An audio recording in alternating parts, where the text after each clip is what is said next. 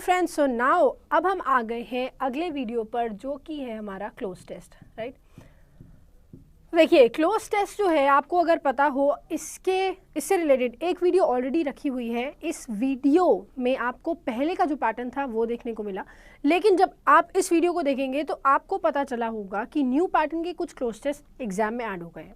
अब हम अगर इन्हीं क्लोज टेस्ट की बात करें तो एक चीज़ आपको देखने को क्या मिलेगी कि क्लोज टेस्ट में पहले क्या आता था, अर्लियर व्हाट वाज आस्क्ड, पहले क्या आता था कि आपके पास पूरा पैराग्राफ दिया हुआ है, हर पैराग्राफ में आपको 5 से 10 ऑप्शंस दिए जाते थे, राइट। आपको 5 से 10 ब्लैंक्स दिए जाते थे और हर ब्लैंक के लिए आपके पास 5 ऑप्शंस रहते थे, राइट।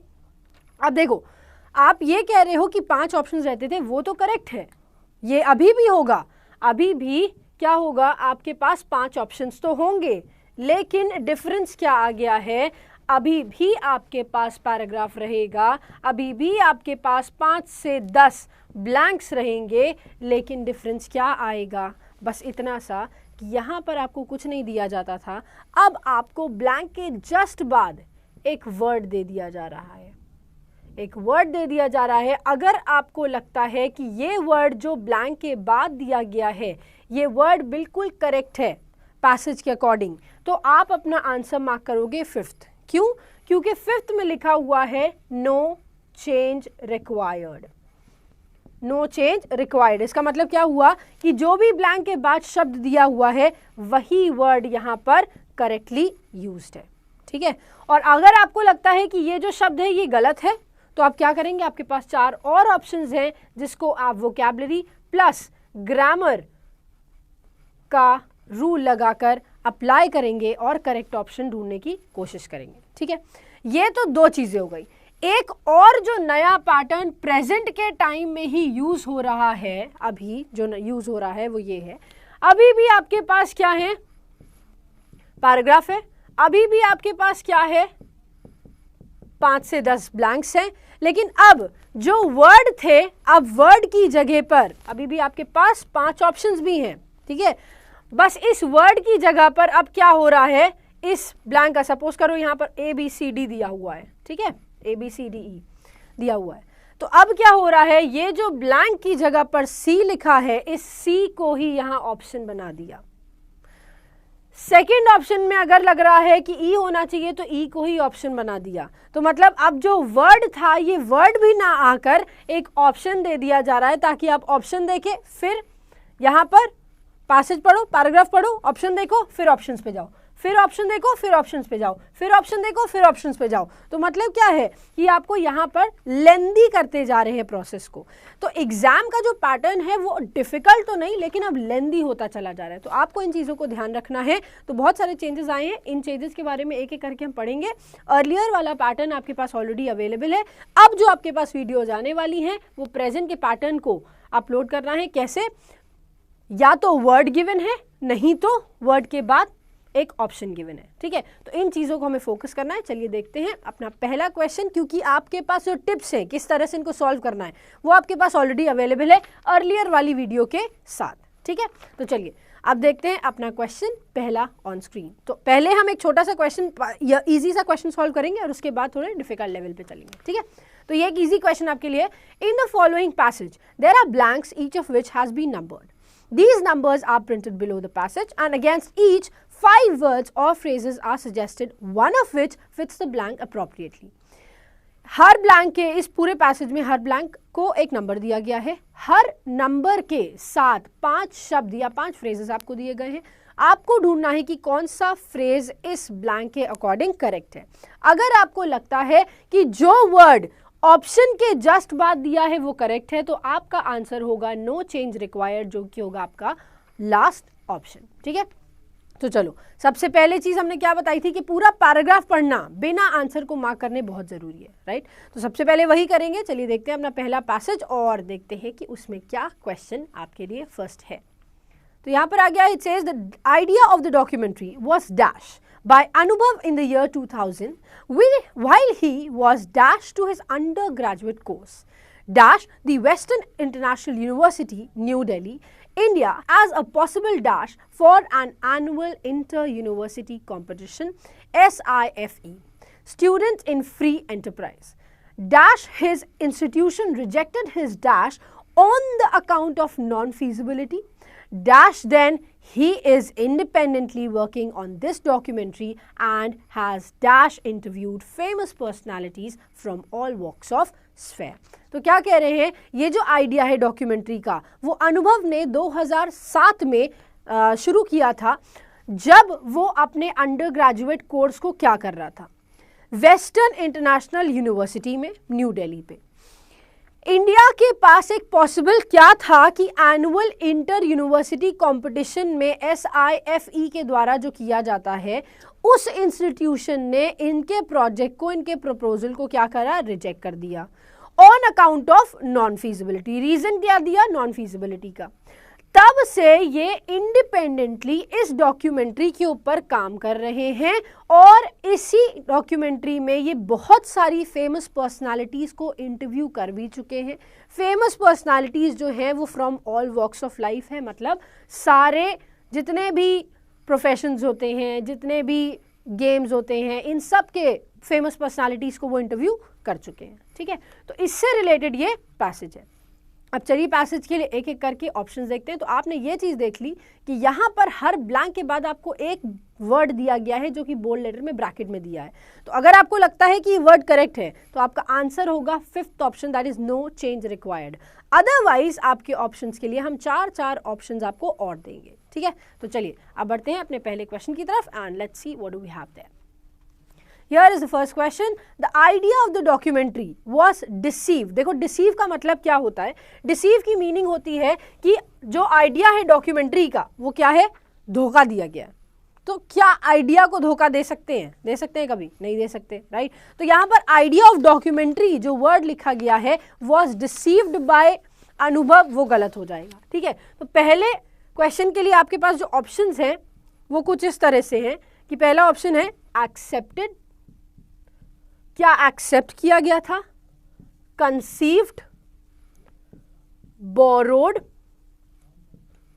टेकन या नो चेंज रिक्वायर्ड। बताइए।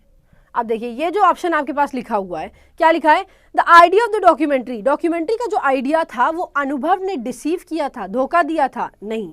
तो आइडिया को धोखा नहीं दे सकता, तो ऑब्वियस सी बात है ऑप्शन नंबर ई तो यहीं पे गलत हो गया, है ना।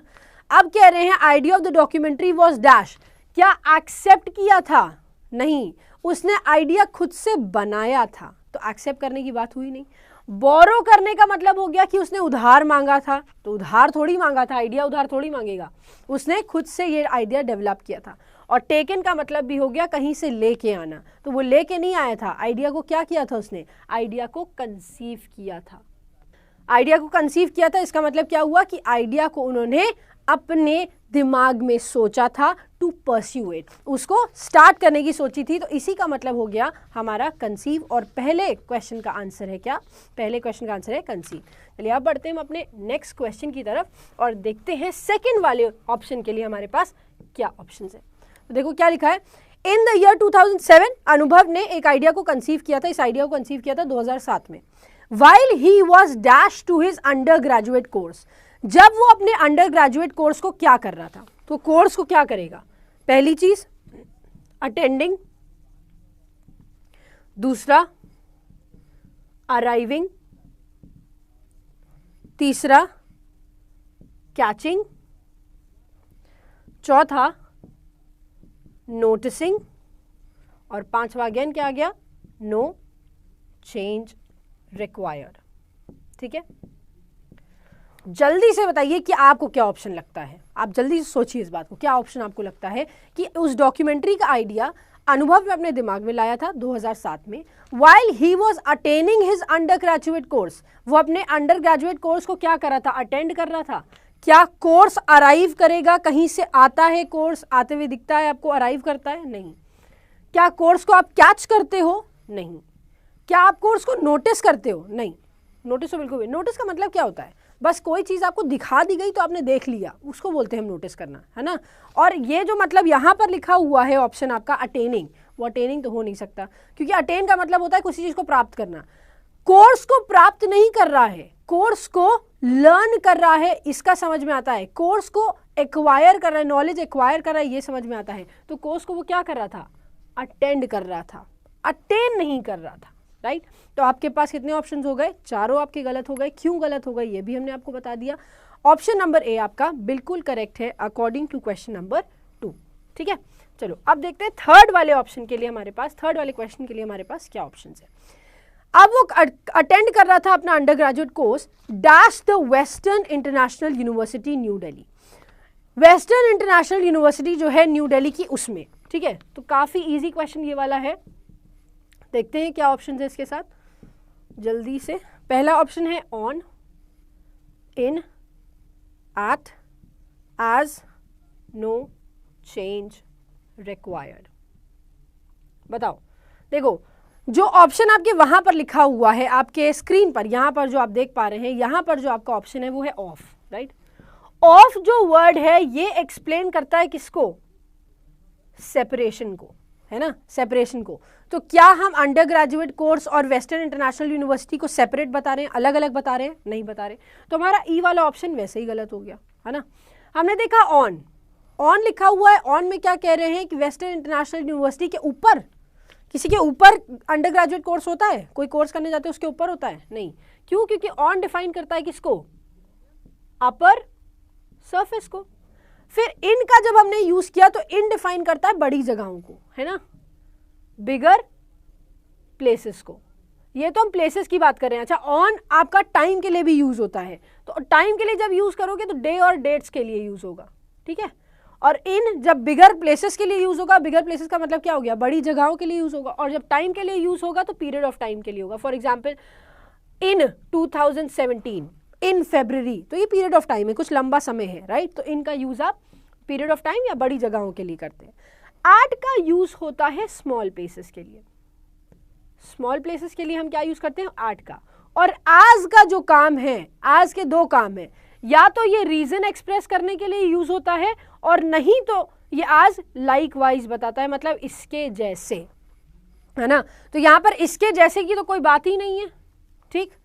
हम कह रहे हैं ऑन अपर सरफेस हम पढ़ नहीं सकते, at small place in big place. अब ये बताओ यूनिवर्सिटी बड़ी होती है छोटी होती है? छोटी होती है ना, न्यू दिल्ली से छोटी है, तो क्या लिखेंगे यहाँ पर? हमारा जो ऑप्शन करेक्ट होना चाहिए वो एट होना चाहिए, और इन भी गलत हो गया। तो हमारा ऑप्शन है eight which says small places के लिए हमने इसको यूज किया है, और पीरियड ऑफ टाइम को ये डिफाइन करता है इन, या बिगर प्लेसेस को इन, और हमें क्या बताना है? Small places. और टाइम, एट टाइम के लिए भी यूज होता है। टाइम के लिए कैसे यूज होगा? जब आपको एग्जैक्ट टाइम पता है, जैसे हम शाम को 7 बजे मिलेंगे, तो I meet you at 7 PM, है ना। तो जब एग्जैक्ट टाइम पता होगा तो आप एट का यूज कर सकते हो। तो यहाँ पर आपको ये भी चीज देखनी पड़ेगी कि ग्रामर का क्या कॉन्सेप्ट फॉलो करना है, प्रेपोजिशन कौन सा लग पाएगा, कौन सा टेंस हमारे लिए करेक्ट होगा, ठीक है। तो चलिए थर्ड वाले ब्लैंक तक हमने ये सॉल्व कर लिया है कि क्या हमारे पास ऑप्शन थे। अब चलते हैं हम अपने फोर्थ ब्लैंक की तरफ, और उसके लिए आएगी नेक्स्ट स्लाइड। ये आ गई है। India as a possible dash, India as a possible enmity for an annual inter university competition. India क्या है, ठीक है, इंडिया क्या था बताइए। ऑप्शंस जो दिए गए हैं वो है एग्जिट, दूसरा है एंट्री, तीसरा है रिटायरमेंट,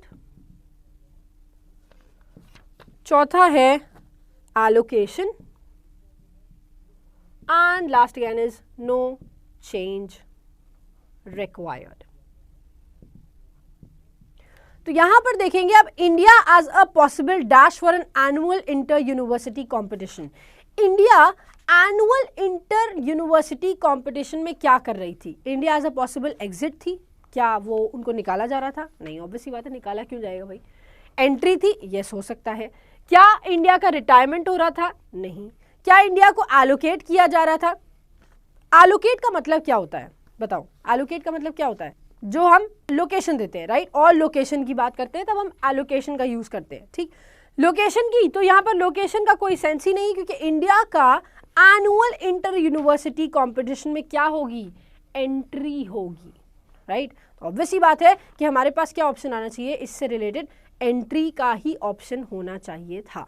अब जो क्वेश्चन आता है वो क्वेश्चन ये आता है, जो वर्ड दिया हुआ है एनमिटी, इस वर्ड की मीनिंग क्या होगी? तो इस वर्ड की मीनिंग होगी एक्टिव ऑपोजिशन, मतलब जब कोई चीज बिल्कुल ना कर दी जाती है कि नहीं ये नहीं होगा, है ना, जो अपोज करते हैं तब हम यूज करते हैं एक्टिव ऑपोजिशन, एनमिटी का, ठीक है। तो India as a possible active opposition, क्या इंडिया अपोज करेगी एनुअल इंटर यूनिवर्सिटी कॉम्पिटिशन को? बिल्कुल भी नहीं करेगी। क्यों करेगी?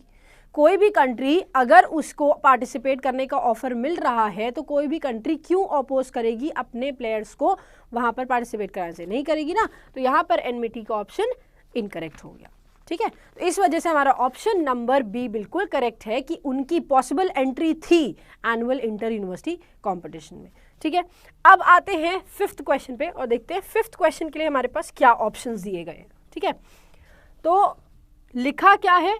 डैश मतलब फरर, है ना, फरर, SIFE।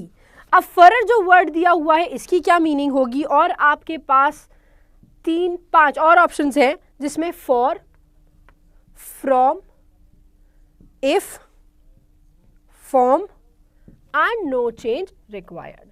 तो चलिए, नो चेंज रिक्वायर्ड की अगर बात है तो सबसे पहले हम इसी को डिस्कस कर लेते हैं। नो चेंज रिक्वायर्ड में जो वर्ड दिया हुआ है वो है फरर, है ना।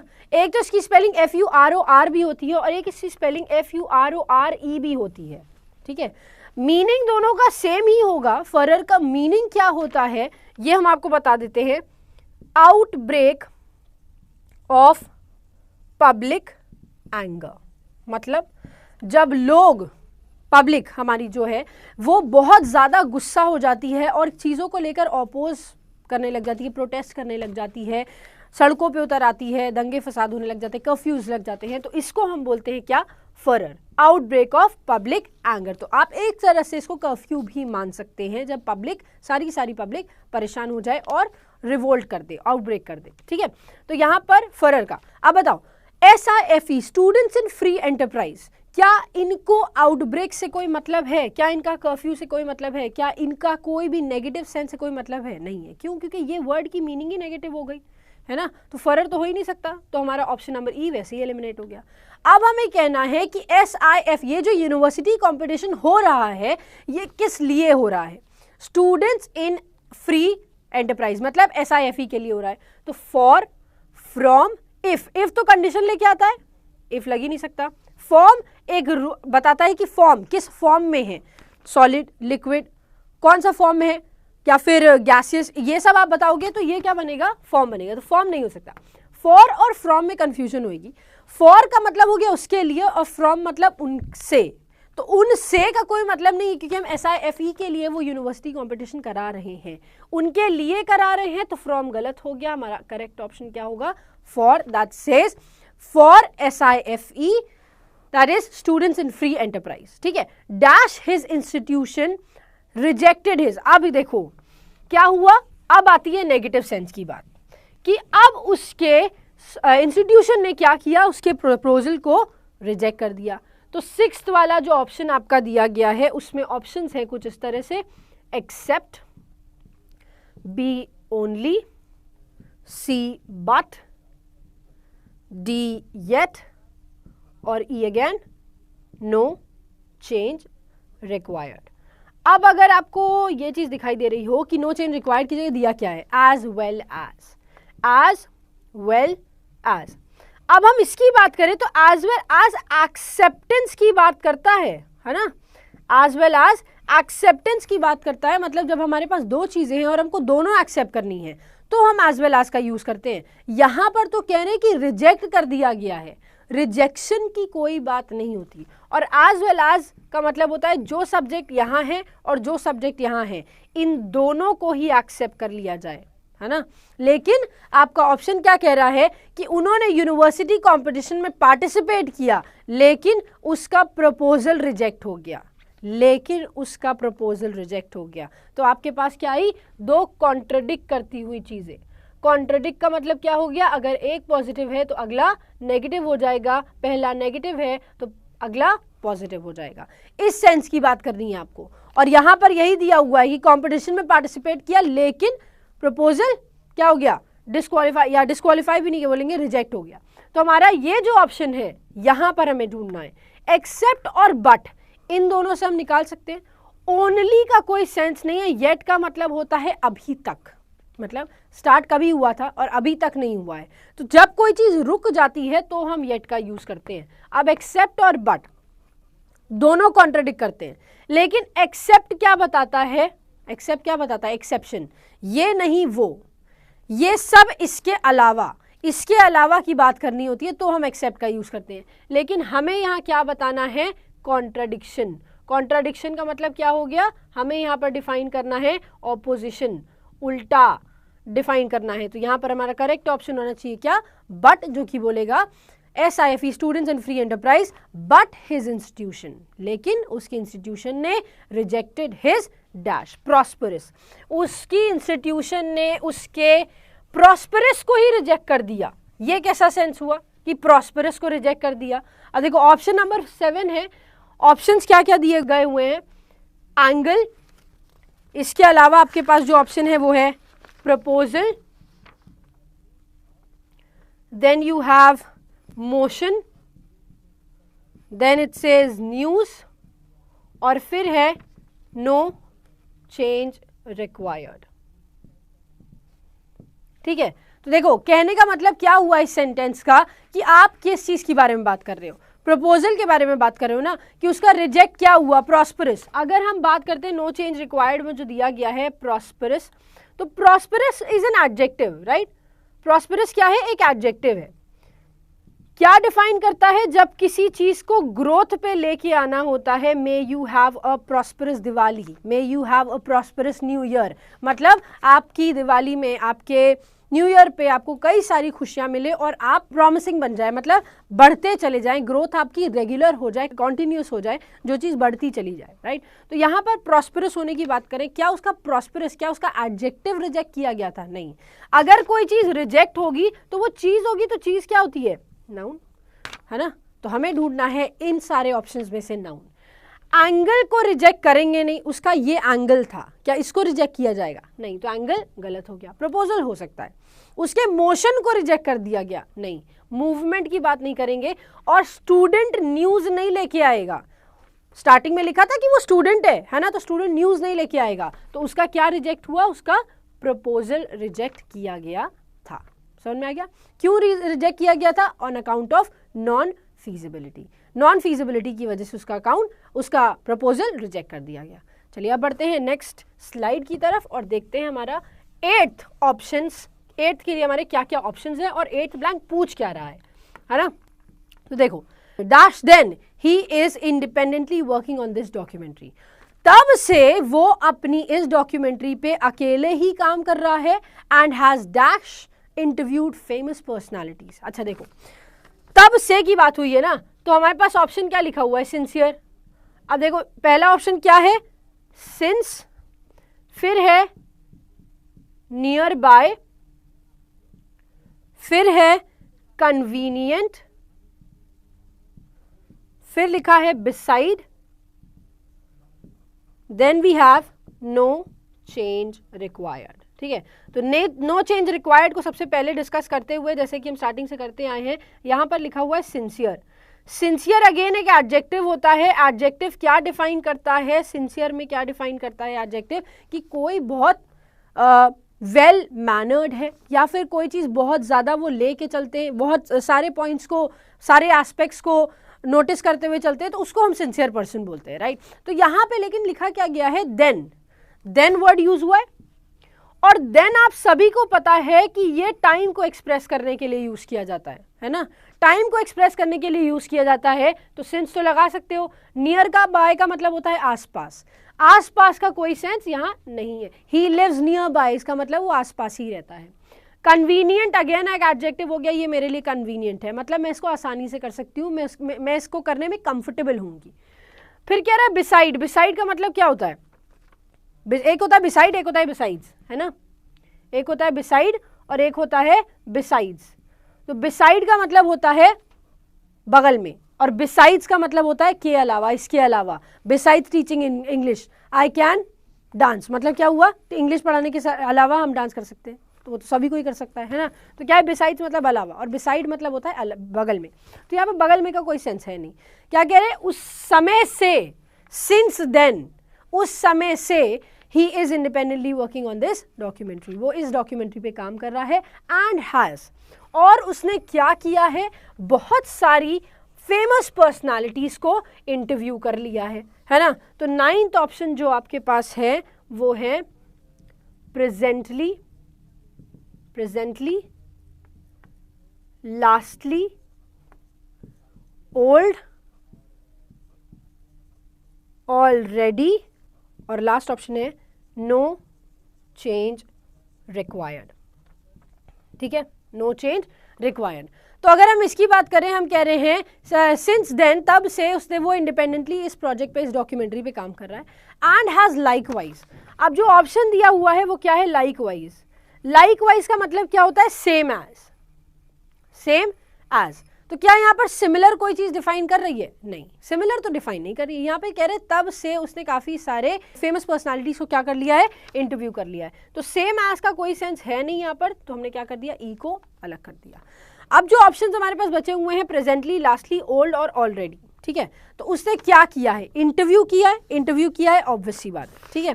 तो इंटरव्यू में प्रेजेंटली, अभी इंटरव्यू किया है, अभी। लास्टली का मतलब हो गया कुछ समय, लास्ट जो था उसमें। I have not seen him lately होता है, I have not seen him lastly होता है। लास्टली मतलब होता है आखिरी, और लेटली मतलब होता है इधर बीच, ठीक है। ओल्ड का कोई सेंस ही नहीं है यहाँ पर, क्योंकि हमें इंटरव्यूड के साथ लगाना है, जो कि एक वर्ब है। तो वर्ब के साथ क्या लगाओगे, एडवर्ब यूज करोगे। तो क्या लगाएंगे हम, ही हैज ऑलरेडी इंटरव्यूड, उसने पहले से ही काफी सारे फेमस पर्सनालिटीज को क्या कर लिया है, इंटरव्यू कर चुका है। From all walks of sphere. अब देखो स्फेयर लिखा हुआ है, स्फेयर का मतलब क्या होता है, एक गोलाकार काइंड ऑफ थिंग। बट यहां पर अगर आपको पता हो तो ऑल वॉक्स ऑफ क्या होता है, ये एक फ्रेज है। अगर आपको इस फ्रेज के बारे में पता है तो आप इस आंसर को इजीली बता पाएंगे। चलिए देखते हैं। लास्ट ऑप्शन तो ऑब्वियस ही बात है हमारा क्या होगा, नो चेंज रिक्वायर्ड। और जहां पर ऑप्शन दिया हुआ है स्फेयर, स्फेयर की बात करोगे तो स्फेयर का मतलब क्या होता है, गोलाकार। तो यहां पर स्फेयर का कोई सेंस नहीं बन रहा है, ये एक फ्रेज है जिसको आप शॉर्ट आंसर कर सकते हैं। All walks of light, all walks of live, all walks of alone, all walks of life. बताओ क्या होगा, ये बहुत ऑब्वियस है, इसमें कुछ एक्सप्लेन करने लायक भी नहीं है। ऑल वॉक्स ऑफ लाइट होता नहीं है, लिव होगा नहीं क्योंकि लिव तो वर्ब होता है, और ऑल के बाद हम क्या लगाते हैं, ऑल के बाद हम नाउन लगाते हैं। अलोन का यूज करोगे नहीं, और क्या बचा, लाइफ, और लाइफ ही हमारा करेक्ट ऑप्शन है। नो चेंज रिक्वायर्ड भी गलत हो जाएगा। तो करेक्ट ऑप्शन क्या हुआ, ऑल वॉक्स ऑफ लाइफ। ठीक है, तो यहां पर एंड होता है हमारा पहला क्वेश्चन। अब हम बढ़ते हैं नेक्स्ट क्वेश्चन की तरफ विद अ बेटर लेवल।